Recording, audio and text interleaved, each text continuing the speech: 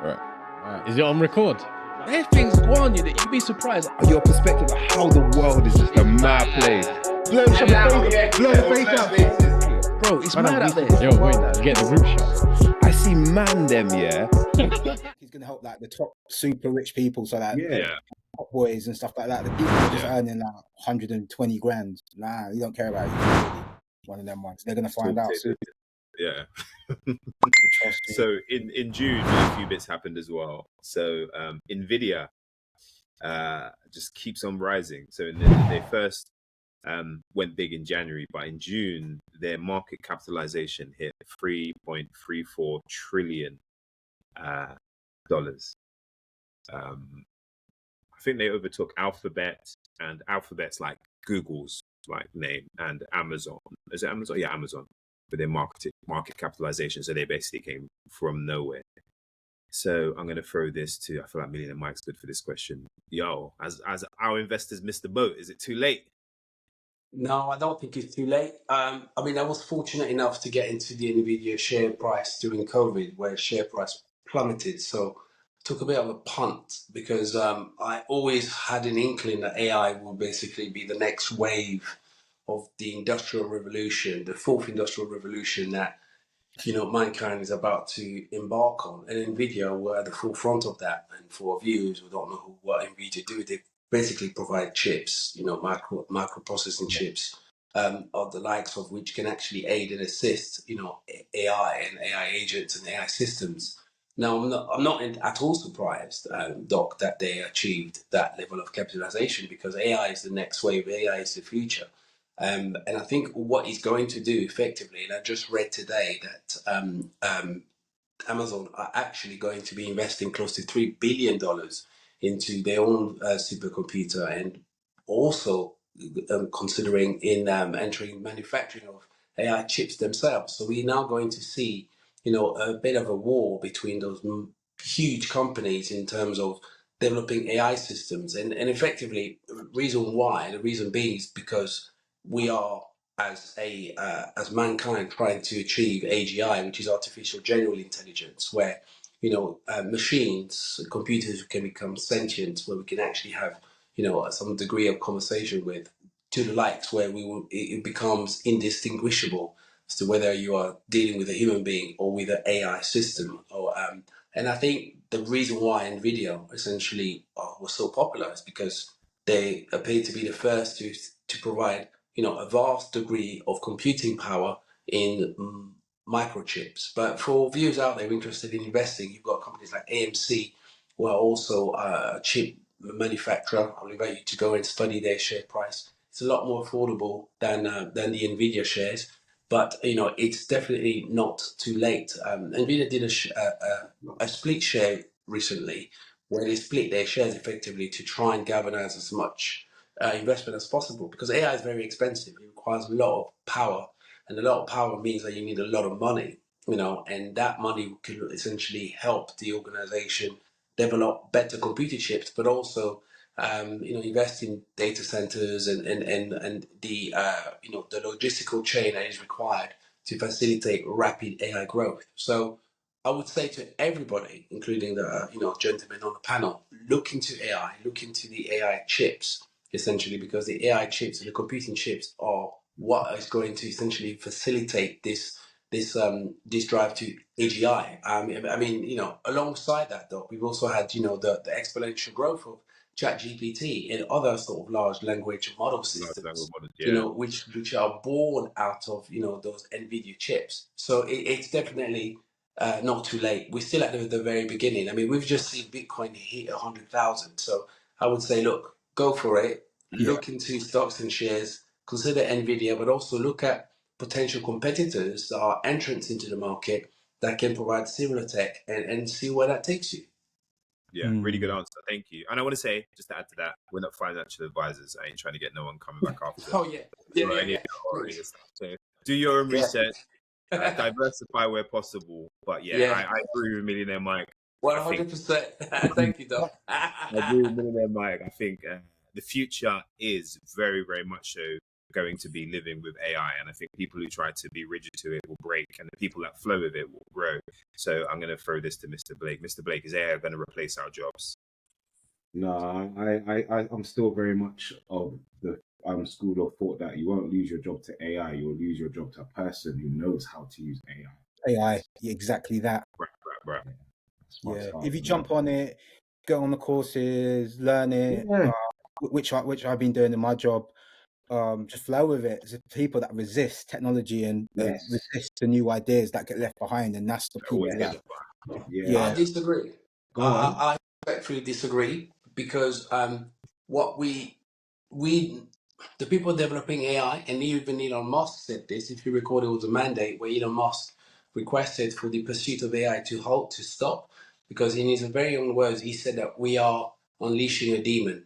And I think what Elon Musk essentially was alluding to is that we have no idea how these AI systems could eventually begin to govern our lives and become so powerful that, you essentially, to put it in a nutshell, you are essentially potentially creating a system, a machine, a supercomputer that can process up to 6-7 billion human brains at the same time, which is equivalent to the current population that we currently have in this world. And once you reach a level of AGI, there's another level known as ASI, which is artificial superintelligence, where the AI systems begin to learn from other AI systems and become exponentially smarter, to the point where they become so clever that they can essentially start solving so many issues or so many problems, like healthcare, mechanization. You're going to have, self-driving vehicles very, very soon. So that means normal Uber drivers, normal taxi drivers.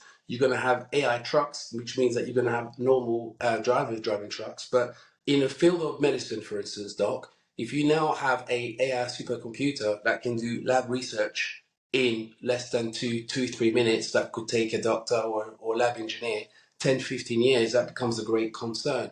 The New York NYPD have also started to launch AI robot dogs, that can go out and that can sniff for drugs, that can actually use facial recognition to identify suspects and things of that nature. AI doesn't stop. AI doesn't call in sick, doesn't have to go on maternity leave, doesn't have to do any of that. And which is why many economists have actually alluded to a potential UBI, which is the universal basic income, because they're realizing that vast majority of the world's population, working population, labor force, could potentially become redundant. So my view about AI is that I'm far more pessimistic for humans than I am optimistic. And as much as you can learn how to use AI, at some point the AI will outlearn you, will outthink you, and will essentially become a super intelligent, sentient piece of machinery. So I think we should be very concerned about it. Yeah, but what I would add to that as well, I think there's almost going to be like a cold war with AI, like against because obviously countries like China and India have jumped on it hard and are a bit more advanced than we are here in the West. As you said, people like Elon Musk are trying to stop it, but in China, some of the mad stuff I've seen and heard that they're actually experimenting with AI now is just mad, like to see where it's going to go. So I think there's almost going to be kind of like a cold war to see who can bring out the most advanced thing going forward between countries. So, Mr. Blake, is this the beginning of the Matrix? Brother, we was in the Matrix from one day. This is we was in it from one day. This is just a little, not even a little blip. This is just a precursor to what is to come of the Matrix. We was in it from a long time. Anyway, this is a great topic. We can touch back on this another time for a podcast episode. There's so much going on in AI, but I just want to keep us. Another big thing that happened in June is "Calm Down" by Rema became the most successful African song, apparently, with over 1 billion streams. And at the same time, Buju Banton wasn't feeling it. He went in. Buju Banton said that how Afrobeats fails to connect to its people, and it fails to address its roots, which is stemmed from Caribbean or reggae music, which I thought was very interesting. Buju Banton, like, it's a great actual interview. If you Google it and look at the podcast, he says some stuff that I'm actually like, yo, this man is actually saying some stuff. So I wanted to say, basically, I'm going to go to try for this one. I feel like you're our music expert. So Buju basically said that he said all music stems from Africa, but Afrobeats music itself fails to connect and uplift its people, which is what he says means that the music won't survive. So do you feel that Afrobeats basically is going to survive, and do you feel it does uplift the people? I think it does more than reggae music, if I'm being honest. But I actually prefer reggae music. Afrobeats to me is just, there's no substance to the music. I don't really like Afrobeats, even though I'm half African. You always call me a bounty. Call me whatever you want. I don't like. I prefer reggae music because it's more of a message behind it, even though the message comes across as vulgar sometimes and aggressive, homophobic. At least they've got a message. For me, Afrobeats kind of is repetitive and stuff, but I do think it's more uplifting, if that makes sense, a little bit, because there's no message to it. It's just the beats, and people are less worried about the lyrics to things nowadays, and they're more about the beat and how it sounds, and for that purposes, and there's no threatening messages behind it, like go suck your mother, girl, you got a big pum pum, blah blah blah blah blah blah. It's just bog standard music, and for that reason I think it will survive the times. And I think it's a bit of a hater raid as well from Buja, because obviously the African artists are making much more than kind of like the reggae artists selling out arenas and stuff like that. But particularly, it's definitely behind the message behind it. If reggae weren't as vulgar as it was, or vulgar just like, you know, obviously the lyrics and stuff like that, if it weren't like that, I reckon it would be selling like Afrobeats. But Afrobeats is non-threatening, if that makes sense to me. Yeah, I get you. So I want to ask Millie and Mike quickly. Sorry, before you answer, Mike, quickly, I was trying to throw a question at you. So is Afrobeats, and this comes down to basically, I'm going to say technical ability, is Afrobeats as technically challenging when you're an artist as reggae music? Absolutely. I believe it is. I think what we need to appreciate is that African drum percussion essentially are far more intricate than the beats that you find in reggae music. And reggae music stems from Africa, because essentially it's the and remember that our Caribbean cousins essentially are a melting pot of Africans. So whether you're in Senegal, where the troubadour stories and the troubadour culture, where a lot of the music is about messaging, it's about sending a message. You know, in some instances, it's about recounting oral history and oral stories. Now, when you listen to modern day reggae music, there's a lot of that there's a lot of influences that stem from the DNA of our cousins from the Caribbean, who carrying on this tradition. And I think the Jamaicans in particular were able to embody that spirit and convey it through music, which is why reggae music, as I mentioned earlier, is so vast and so exponential. And I think Bob Marley was the face of that, a popular face of reggae music, even though I prefer Peter Tosh. But Bob, which essentially was able to capture that culturally and was able to make it, to popularize it. Now, Afrobeats, as Trife said, it's not threatening. It's about shaking your nyash. You know, you dance. It's about having a good time. And I think what we need to understand is that many of those countries in Africa, I'm not saying Africa is predominantly poor, but there's a lot of individuals who are trying to use music as an escape, as an opportunity to not necessarily think about the current conditions, which could be harsh, could be difficult. The music itself can help uplift that feeling. And you know, Doc, you insight, you're a scientist, you're a medic, and you appreciate that sometimes sound and frequency, positive vibrations, can also uplift the spirit. And I think that Afrobeats captures that really well. And they were able to embody the music to let people enjoy themselves and forget their sorrows and forget their worries. And I think, you know, when you look at what COVID's done over the last couple of years to people, you know, it's no surprise that Afrobeat was able to penetrate the psyche of the world at large. And he just said, look, we've had a terrible last 4 years, but let's have a good time and let's enjoy ourselves. I agree with Buju. Yes, some elements of it must be or could be more conscious, but there's also another argument that if it's capturing the minds and hearts of the people at large, it's because they don't want to hear the conscious African music. They want to hear that "baby come down and let me shake your booty." Do you know what I mean? I disagree. Mr. Blake. I disagree. So I think Please. when we look at the likes of Wizkid and Burna Boy, you can hear that reggae influence or that bashment influence in them too. Do I think Afrobeats is making a shift in terms of the message? Yes, and I'll use the example of Fuse ODG, talking about, the do they know it's Christmas time? Yeah, did you hear about that? And It's kicking off about that. yeah, Mm. and his latest Afrobeat tunes is definitely showing a message that, if we want Africa to be great, we need to have Africans investing in Africa to make it great. And I feel like if you've got a song like that, that will push a shift with, I'm hoping, with other Afrobeat artists to give that message. Because don't get me wrong, Matt, I hear what you're saying in terms of the upliftment and stuff like that. But there was always gonna be a shift. We saw it with reggae. There was a conscious shift in the sense of reggae then turned into bashment, into ragga, then into bashment. And some of the core essence of it was lost in terms of the slackness of what we're hearing. And it's and you see that with the evolution with different genres over the time. You look at garage. Garage was very soulful, very good vibes. Then it turned into a dark garage to grime. Do you see what I'm saying? And now it's turned into sort of like a drill. And I'm sure the same will happen with Afrobeats. If anything, you might even argue that Amapiano is that's what I was thinking. It's working off Afrobeats. Afrobeats, yeah. But let's be clear, because there are cultural distinctions that we need to address here. Amapiano is a Southern African sound, right? So it's the Southern Africans who created this sound, which is very much a mixture of electro, funk, and African percussions. Afrobeats is predominantly,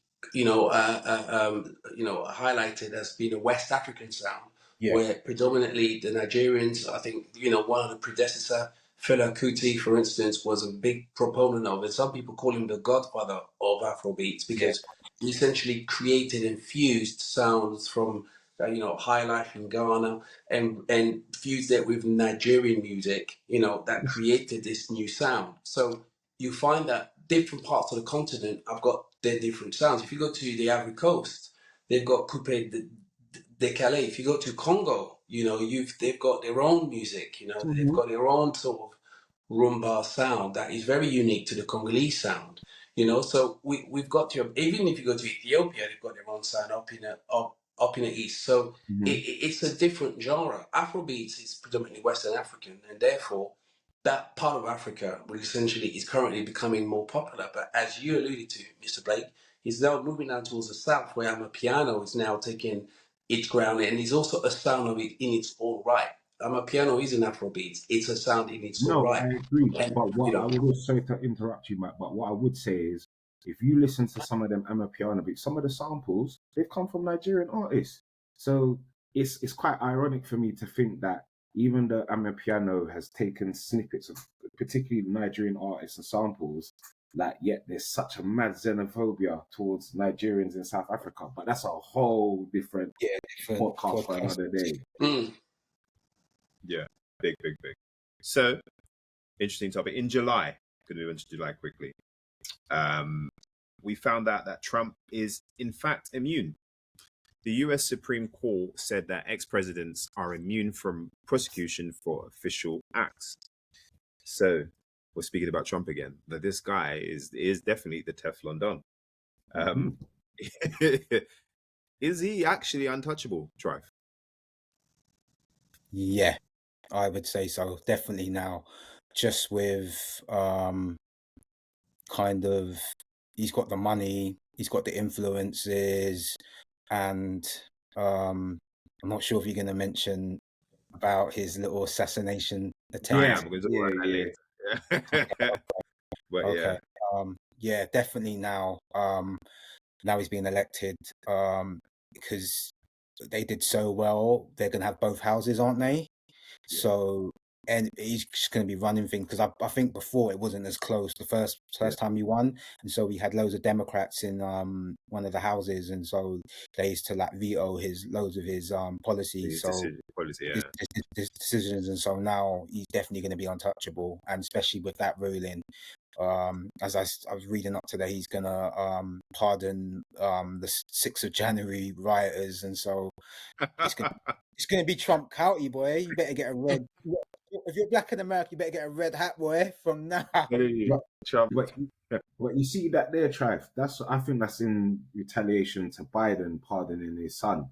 And I Yeah, think it's that kind of thing of, well, if he can do it, I can do it, but I can do it yeah, to a next fragrant level. Do you see what I'm saying? yeah. Yeah. No, I agree. definitely. So also in July, Labour basically won a landslide victory. There was a big incident that happened again in the States. So Sony Macy, I don't know if any of you guys know her. She was, to give it some context, a 4'4", 51-kilogram lady who apparently had some mental health issues. She thought she heard some people lurking outside her house, called the police. Police presented, and this police officer, Deputy Sean Brady, was 6'3", 103 kilograms. She apparently reached for a pan which had water in. He felt threatened. He drew for his gun and he said, "Put it down." And she bowed her head, and before she could drop the pan, he shot her. One shot, one of the shots was fatal. It was to the head, and she died. Now, this didn't come out immediately, but the body cam footage was released. I don't know if you guys have seen it, and it's pretty damn. And he was, I think it's hard not to, but yeah, he was charged and he was in prison. I don't know. I've one place I haven't touched. I've flown past it, flown around it, maybe landed to catch a connecting flight, but I've not been in the States. And I know my perspective is probably warped, but I've always thought, you know what I don't want to be is a statistic. I feel like if I'm into the States, something happens, I need to be like, yo, I'm English. It's not got nothing to do with me. So I wanted to say, I'll speak to Mr. Blake on this one. Is the States really this bad? That just being black is enough to get you done? Do you know what? Yeah, I'm gonna say this. I think there are nuances across the world wherever you are black. We saw it with the Chris Cabot case in the UK. We've seen it with Afro Brazilians in the favelas. It don't matter. It don't matter where you are in the world. There are going to be certain persecutions that unfortunately black people as a community. Me personally, the States has always appealed for me as a holiday destination, not to go and live there. And like you, I was hoping that I could just pull out the Burgundy, but if I pulled out the Burgundy, they might leg man down. So Yeah, no, no, exactly that. you know what I mean? So I'm hoping. I've been to the States and seen them taser someone for not moving out of a car park. So after a rave, everyone like kind of goes to the car park to we used to call it parking lot pimping back in the day, and then must have been in this rave, and there was predominantly black people, obviously, and the fire marshals came to close down the club. Police are trying to get everyone to leave, and this guy was obviously drunk and he wouldn't move, and he just got tasered because he went to his pocket to, I don't know, put out something, and he just got tasered. Do that in the States, boy. Yeah, and they're very trigger Lucky you happy. only got tased. Trust From me. what I see. But also, it's going to get a lot worse now Trump's in, because obviously one of his promises was to take off prosecution from the police. So obviously, when Trump was in power before, you were seeing loads of incidents of police officers killing black people, and obviously once Biden came in, he kind of cracked down on that. But now that obviously Trump's in power, you're going to see a lot of black people in 2025 onwards dying because of the police, because there's no prosecution anymore. So obviously, if you get shot dead by police, the police officer won't get prosecuted. They're immune from prosecution. So watch this space. Make it make sense. Make it make sense. I know, it's crazy, isn't it? It's crazy. Yeah. So as I think you said, Mr. Blake, actually, when our cousins in America sneeze, it seems to ripple over to here.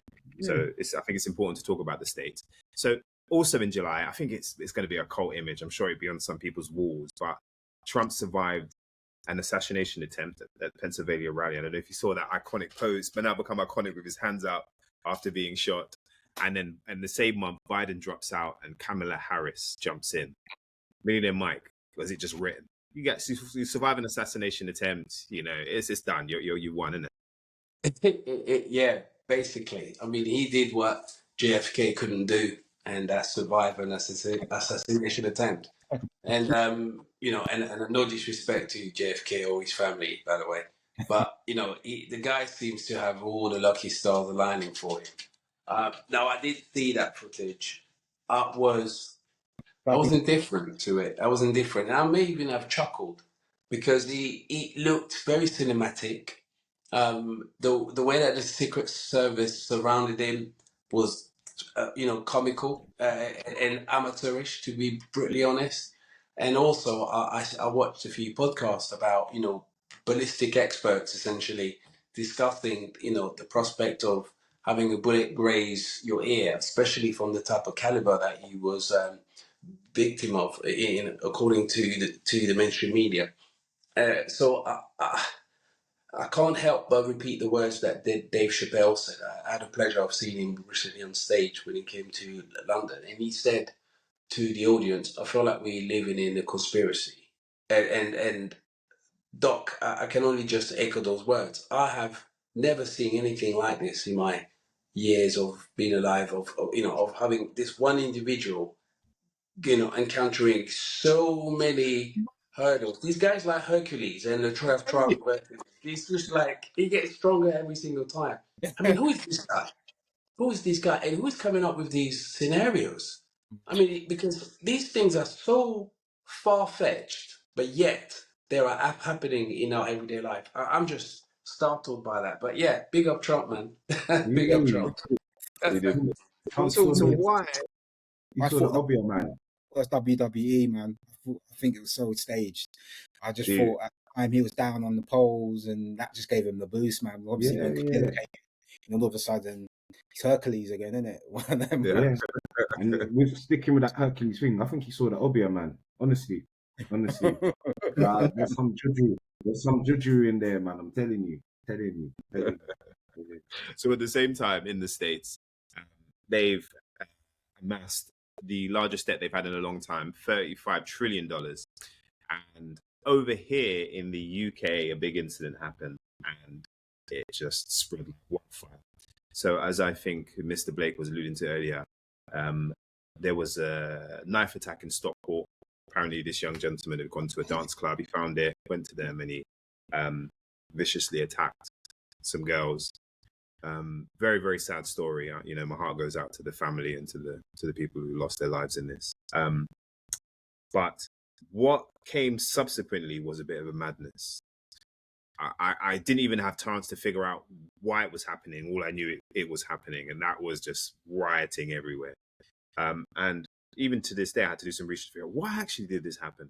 And apparently there's a lot of misinformation. So some of the misinformation that was spread, that the knife attacks was perpetrated by somebody who just landed in the UK from a boat the day before and decided to go, and he was Muslim and decided to start attacking people.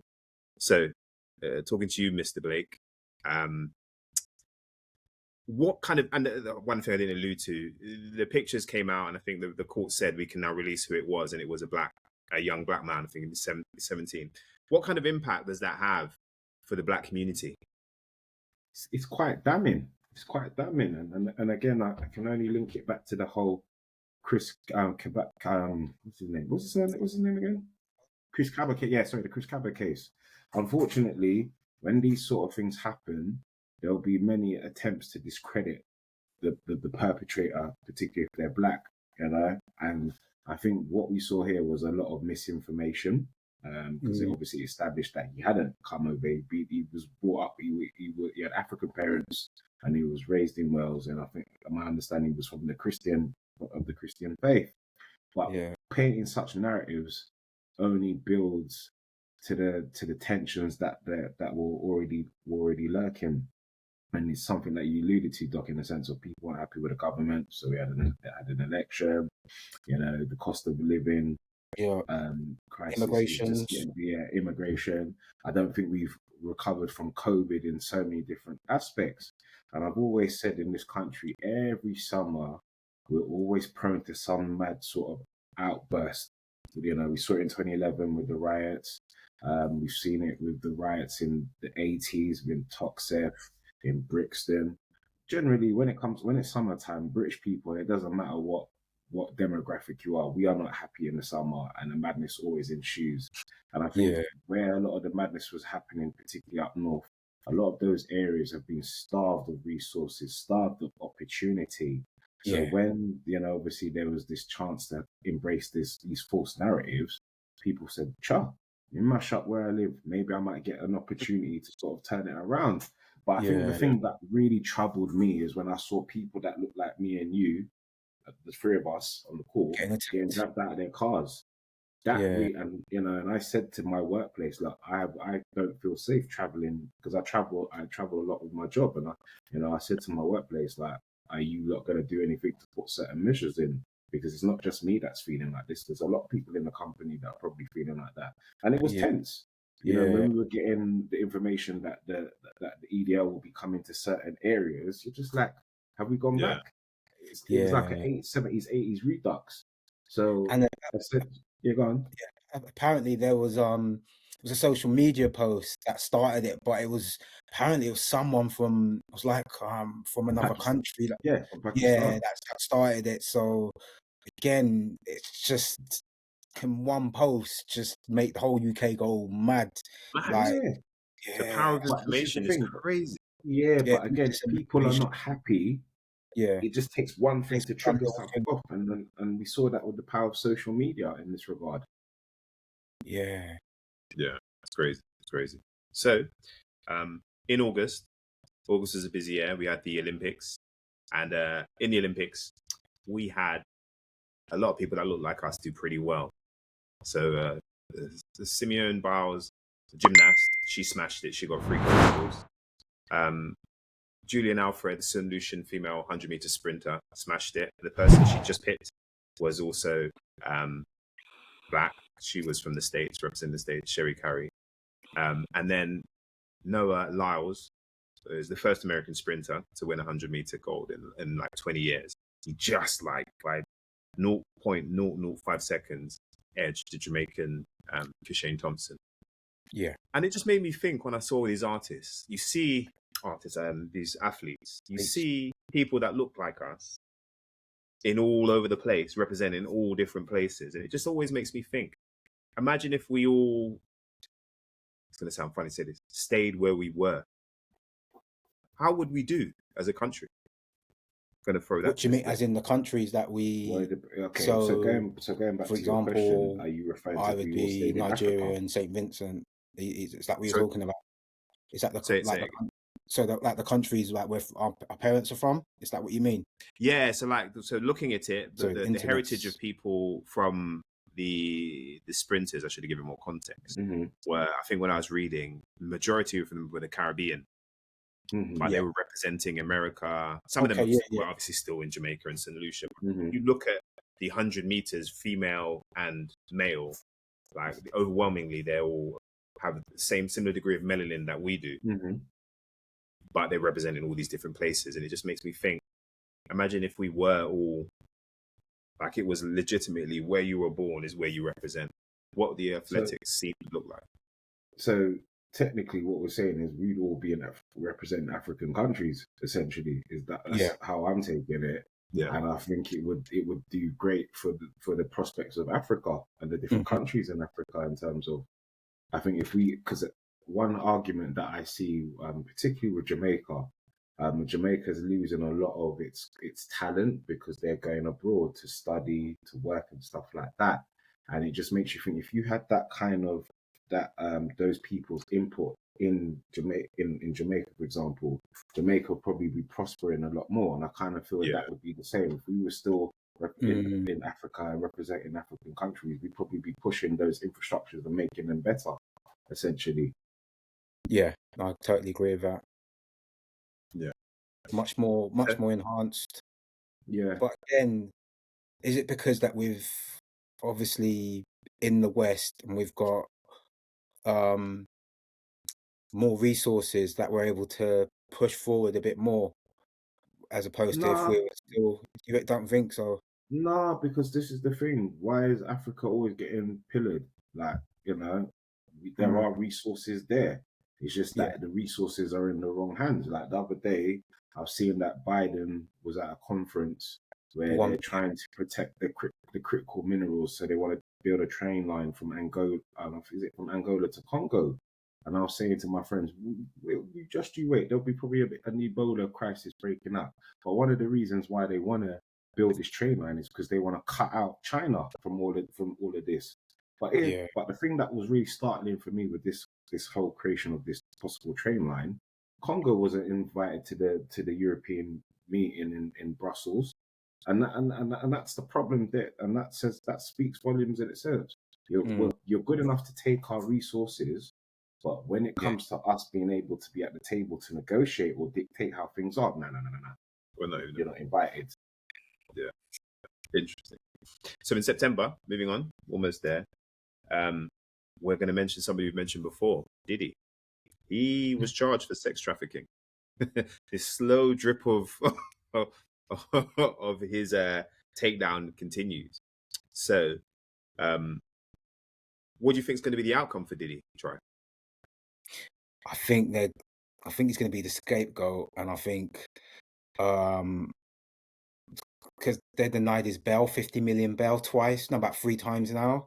So that's proof in the pudding itself. Obviously, you can't exactly run away. It's Diddy. Everyone knows who P Diddy is, like all countries. So where's he going to go, really? So Yeah. I think that's him now, locked up. Whether Done. or not he survives, whether or not he keeps his mouth shut, because you got to look at Diddy's parties and his lists of people that went. It weren't just rappers. It was A-list Hollywood.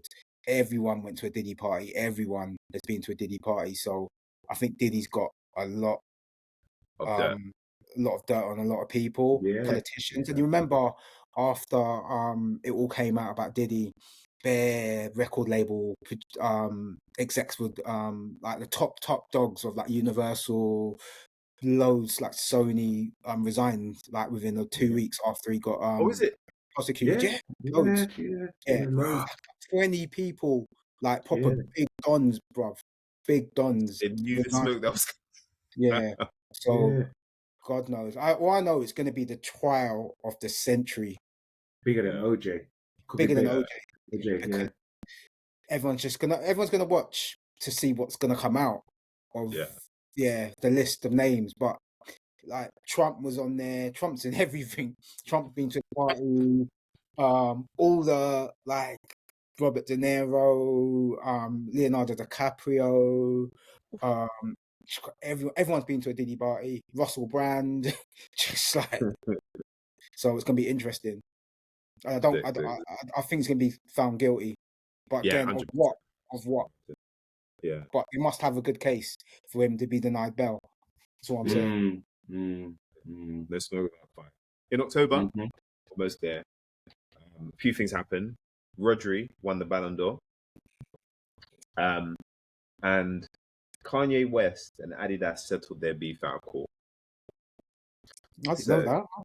I didn't know that either. It kind of went under the radar. It's funny that because you would have known how much they were at loggerheads. It was everywhere. But when they settled, it was like just under the radar. Yeah. So first thing I want to ask to try is, do you think Rodri should have won the Ballon d'Or? Because I heard Real Madrid people were like, nah, our man should have won it. I think so. Just for that particular season, he was just excellent, and he was probably one of the reasons you're seeing it now. Man City aren't the same without him, and obviously he did a lot for Spain as well. Obviously Spain beat England, didn't they? I think it was 2-1 to win the European Championships, and he was brilliant throughout it. I think he contributed much more to the team than Vinicius Jr. did, and was more influential in my opinion. Even though he didn't score the goals and stuff like that, he was just key. Just his presence, his influence, and the way he plays football. So I think it was well deserved. So then let me ask you two both: should Vinicius feel very hard done by because he felt he was certain to win it, and I think Real Madrid as a whole, as a collective, not just all of their team and their staff, all felt he deserved it. And you know another thing as well on that. Okay, he did well. He scored 25 goals or something like that. Look at what did Messi and Ronaldo, what were they scoring when they were in the same positions? What, 30, 40s a season? So there's another level to it, if that makes sense. He did really well, but I think everyone's just used to that kind of a level, if that makes sense. Because you remember, these guys were scoring 40 goals a season, like every season in and out easily. And then he scored 25 goals and stuff like that. Okay, he won the European Championship, but there's levels to things, I reckon. I don't. If the bar wasn't set so high, then I would say he should feel away. But the bar's set, man. Set high, very, very high. So, as you guys kind of alluded to, the settling of their beef didn't make us anywhere near as much ripples, Kanye West and Adidas, as them being in beef. Mike, I mean, Mr. Blake, why do you think that is? I think there's a lot of things going on in the world that are of more deserving attention, to be quite honest. And it goes back to the thing of what is relevant in the news.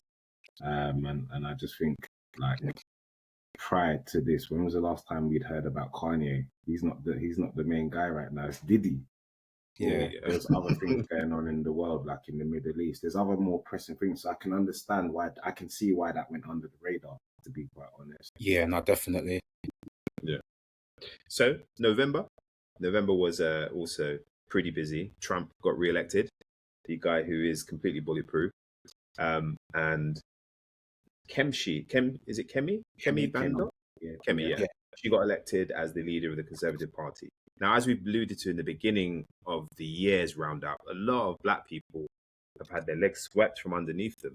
So, the question I'm going to ask Mr. Blake: should Kemi be worried? Of course, but she won't. She won't, because essentially you are the head of a party that has been always historically racist in its policies and its actions. And just because you might have had a certain education or you might have certain links, you saw what happened to Rishi. What's happened to Rishi, she should take heed of. And this was the point that I was trying to make. Why I asked Mike at the beginning when we were talking about the case in America, in the sense of, there are some of us that are saying we don't support her, she's not for us. But then there's another part of our community saying, well, we should be praising that this black woman is at the forefront of one of the biggest political parties, not in this country, but in the world. Yeah. And give her dues, she's handling her business. That's the other day in the Commons, she had up Keir Starmer. Like it was, and it made the press. So she is doing something right. But it goes back to what we've been discussing the whole time. You've got to be constantly checking the front, the rear, and the wing mirrors. And I think at this time she won't be, because she's in the position, she's making waves. But we'll have to see how long that lasts before her name will get dragged in the dirt, because that always happens. 200%. So also in November, Australia banned under-16s from social media. Try. Do you think we should do this in the UK? I think so, definitely. I just think Why? it has so much bad influence on youngers. They almost can't communicate because they're just used to being on their tablets, and so much misinformation on the internet, and they're not necessarily using it for the right reasons, if that makes sense. Like, there's loads of cyberbullying, even that happens with older people, but I just think they've kind of lost touch on reality, and it drives so many things, like everyone's trying to look like a certain way because they see on the internet. Back in our day, we didn't have that. You get me? We just TV was a bigger influence for us than social media, but social media is just blowing up, and it's just cool. It's just the wrong message for youngsters, in my opinion. Yeah. What do you think, Mr. Blake? Yeah, I don't think it will happen in this country, because I think I think how social media plays a part in terms of probably revenue. There could be a potential loss of revenue in that. Big time. And I think they would be reluctant. I am surprised that Australia have done it, but clearly they've had their reasons. But then we look at places like China, where TikTok's not banned, but what the coverage you're getting is not the coverage you'd get in the States.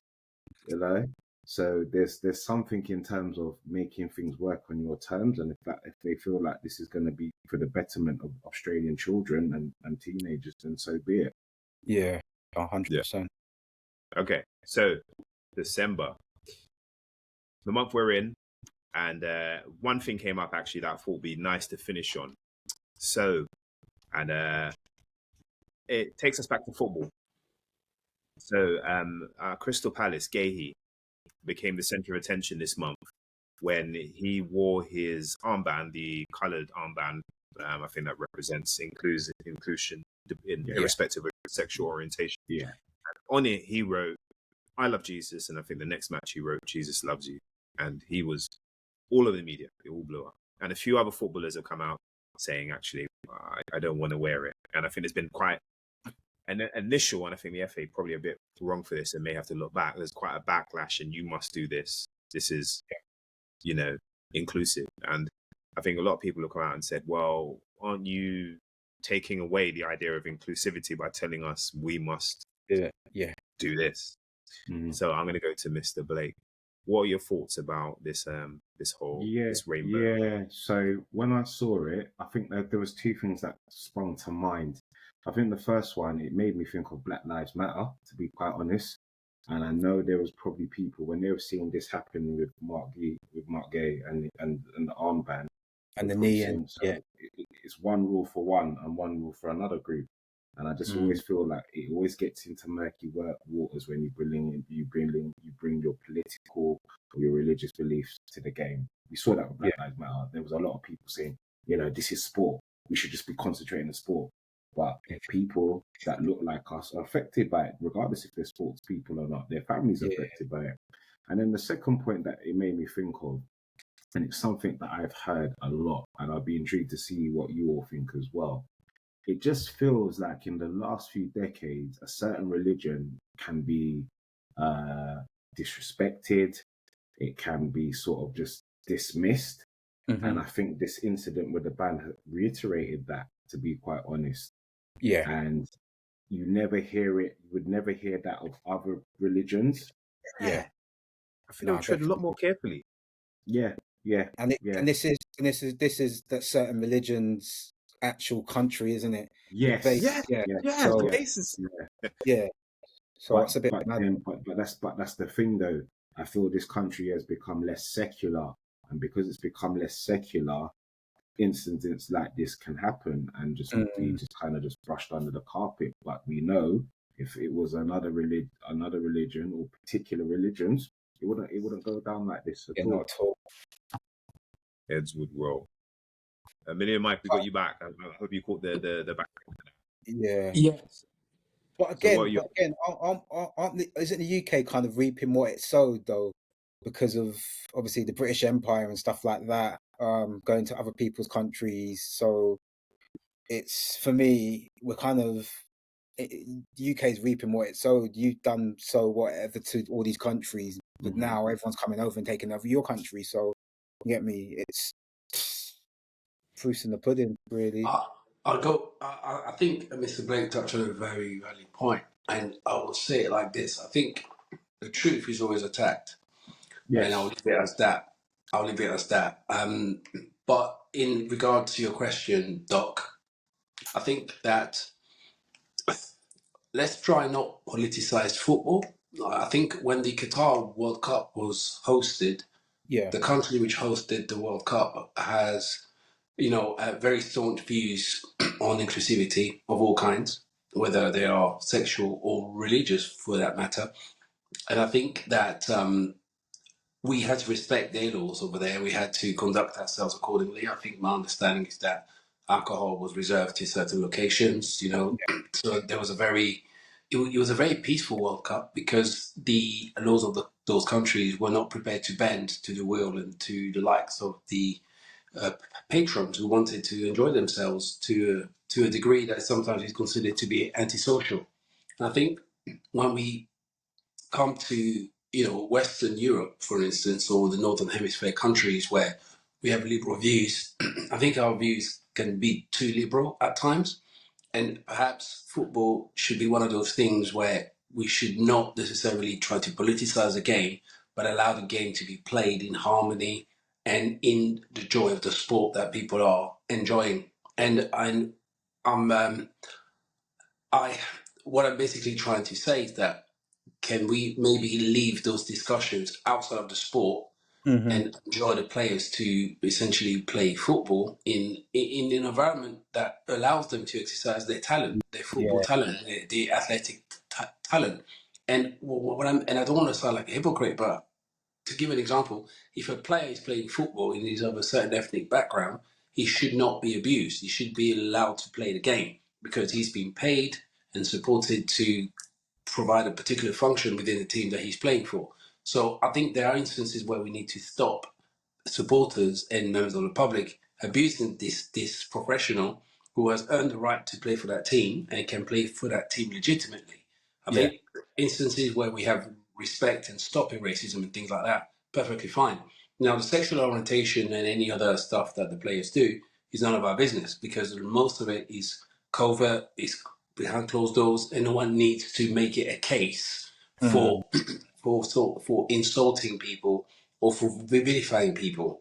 And I think when it becomes an issue where players are forced to embrace certain traditions and values that are not consistent with their own, it becomes a bit of an issue because all they want to do is play football. They don't care about all the politics or Yeah. the agenda that is being served, and using football as a vehicle to propagate an agenda. Sometimes I think it's not necessarily the way that the sport should conduct itself, except of course, and I make exceptions without sounding biased, but where there is over aggression towards players of a certain ethnic group or certain religious group or whatever it is, I think there should be mechanisms in place to stop that from happening, but not necessarily having people taking the wear a badge or anything like that. I think that should just be out of the sport.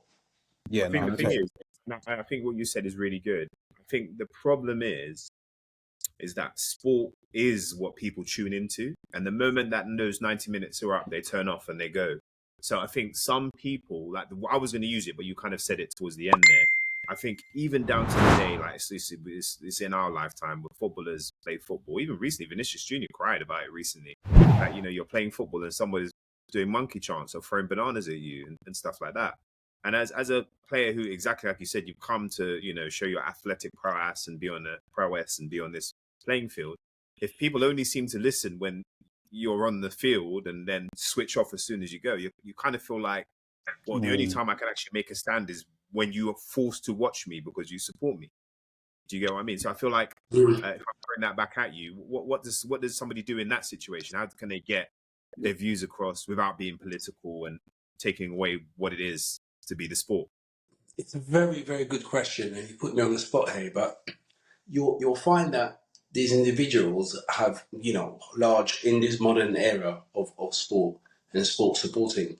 They have, platforms like social media where they can go to, where they can express their views and express their concerns outside of the game, where they can say, look, this type of behaviour is not to be tolerated. You could go to your club, and the club itself can exercise its PR, acumen to discuss those issues publicly and address those issues using the FIFA or the FA or any other governmental body, where we can start pushing, messages of players of a certain ethnic group or various ethnic groups will not and shall not be, in any way disrespected within our games. Do you know what I'm saying? But then again, it's a very difficult subject to tackle because some will argue that they feel intimidating going to football games because of the swearing or because of the conduct of the various supporters. So, it's very difficult to police. But I think when it comes to treating other human beings with respect and decency, that should be something that every, human being, civilized human being should be able to do. Go into a game. You can call somebody names, but don't start having a go at them because they're of a certain ethnic background or they have a different religion to you. If you're gonna criticize a player, criticize his actions on the pitch and not who he is as a human being or what he represents culturally. I think that's completely abominable. Yeah. I agree, and again, it goes back to what I was saying, innit? Football is a microcosm of society, and I agree with Ian. Right, if you want to make sanctions, stadium bans ain't cutting it no more. You got to hit the clubs in their pockets and hit them with severe penalties. Yeah, and then people will start to think better about abusing players based on their race, their ethnicity, or even their sexual orientation. I just wanted to go back on that point about the LGBTQ armband because for years we've been hearing rumors about there are gay footballers in the Premier League, Championship, and so forth, and I feel like every time we're close to one coming out into the public sphere, it stops because it's that whole thing of I'm going to be marginalized, I'm going to be penalized, I'm going to be discriminated, and I kind of feel sometimes with the armband, if it's dealt the way how it's being currently dealt, it just reiterates to those players in the closet that, you know what, it's not inclusive, it's not safe for me to come out. So again, I don't know how you solve that problem, but you know, I do hope in our lifetime we do see a player that comes out as gay while they're still playing top level football, as opposed to when they've retired and then they say, "Oh yeah, I'm of a certain sexual orientation." Yeah. So, guys, this has been a mammoth recall of 2024. Very interesting chat. I'm gonna say, as we close to this year and close to this shape up episode, what you guys' final thoughts are on roundups on 2024. So, Trife, start with you, man. Yeah, as you said, this year, when you think about it, when you first think about it, you think, oh, this year's been all right, but there's been so much different events and things that have shaped this year to just think this future's kind of scary to based on this year kind of thing. And I just think every year it's just got a bit more madder, like starting from 2020 when COVID, and then it's just things are just ramped up still. So I think there's loads of positives to take out of this year. Obviously people of colour getting those top jobs, but again, you've gone back to it's about keeping them, about is getting those top jobs and getting to that level. Is that something to achieve? Is that something really big to achieve when you know that you're going to be targeted based on like past things or whatever? Trying to stay in that position. Future is It's interesting. It's interesting. I just think we're going to see a continuation of this year into next year, definitely, with loads of different things coming out and revelations. So yeah, hopefully it's positive, but again, wherever it is, it's going to be interesting. Very interesting. So, to Millionaire Mike, our billionaire investor, tell us. Oh, mate. Well, look, again, not financial advice, but I mean, from what we've seen over the last year or so, I mean, it's been an interesting year in terms of economics, politics, sports, entertainment, etc. I think what we're going to see more of in 2020, we still got a few more days till we hit 2025, but towards the end of this year and to end of next year, we're going to see an exponential increase in AI usage. I think AI is going to become a very important part of everyday life, and I think we've seen that this year has been really interesting with the explosion of ChatGPT, with the Nvidia share price going through the roof. I think we need to brace ourselves for a shift, a paradigm shift in the way that society is going to essentially interact and how society is going to be shaped. I was on LinkedIn earlier, and you can now basically create your own LinkedIn perfect picture profile using AI. And all you need to do is they just need to take a photo of you, and it can create an exemplary portrait of how you want to present yourself on AI. Now, for the man them that are using Tinder and that, you lot are in trouble, because the gal them can make themselves look like some butting, when in actual fact she could be dead. so listen, this thing's gonna be a problem. Yeah. It's going to be a massive problem, man. But I think what we need to do, like everything else, we don't always need to know how it works, but we need to we need to be smart enough to invest in it so that we can reap the benefits of it. Because a lot of very wealthy people, Warren Buffett probably ain't got a clue how Bitcoin works, but trust me, he's got it, because he understands where that is the future of money. And we've seen many countries like El Salvador, adopting Bitcoin as a cash reserve. And we now seen Donald Trump now, looking to appoint Musk, giving him his full directorship. He's even been talking to Charles Hoskinson of Cardano and Gary Gensler, also of the ACC, who's also on his way out. But we've also seen Ripple also making a resurgence in the cryptocurrency space. So my advice to everybody is look at 2024 as a lesson, but start looking into the future and start looking into how things may change, how things may affect your life. And just because they don't affect your life today doesn't mean they won't affect your life tomorrow or the year after that. So for me, my encouragement for everybody in the panel and for everyone that watches our show, take your life seriously, take your finances seriously, start investing, and start looking into the new technologies. And as I said, and as I think Mr. Blake said, you learn how to use it to your advantage, because it may well serve you in the future. So that will be it for me, really. But all I'm saying is buckle up, because boy, we're in for a ride. Mr. Blake, 2024, tell us. Yeah, I think what this year has shown us is that there's been a lot of trials and tribulations, but through trials and tribulations, there's always opportunity. And it's how you grasp them opportunities and maintain them opportunities. So what I would say to the listeners is it's gonna be the same in 2025, and it's gonna get rougher in terms of the cost of living crisis. There's gonna be more political unrest in different countries, but in all of this turmoil, there's always opportunity. But I would also say as well, we've got to remember to be kind to each other and to ourselves, and to give ourselves grace.